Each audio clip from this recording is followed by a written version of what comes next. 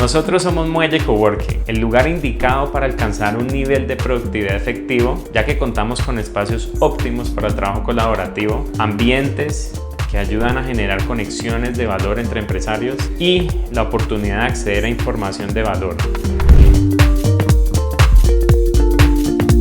La transición a nuevos modelos económicos y la agilidad en los negocios ha convertido el mundo empresarial en un universo de nuevos retos y desafíos que son muy diferentes a los tradicionales. Hoy en día, los emprendedores necesitan rodearse de personas y de conocimientos que les ayuden a acelerar sus aprendizajes y que los ayuden a tomar decisiones más inteligentes. La comunicación y la colaboración son habilidades esenciales en el nuevo mundo empresarial.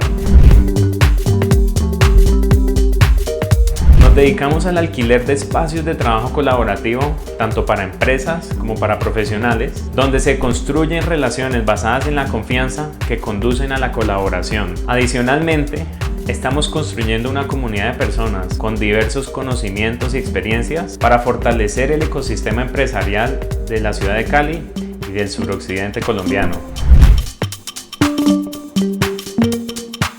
En Muelle, conectamos a la comunidad para colaborar, emprender y crecer.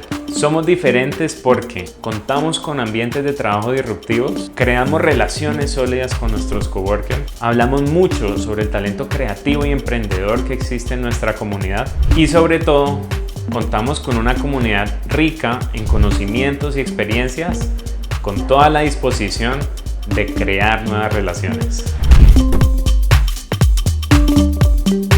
Nuestra comunidad se conforma principalmente por tres tipos de personas: empresarios corporativos, quienes ya quieren consolidar la operación de su empresa y expandirse a nuevos mercados; emprendedores, quienes están buscando consolidar una estrategia sólida para su emprendimiento y lograr un buen crecimiento; y tercero, profesionales independientes, que están desarrollando estrategias nuevas para adquirir nuevos clientes y lograr una mayor reputación en el mercado.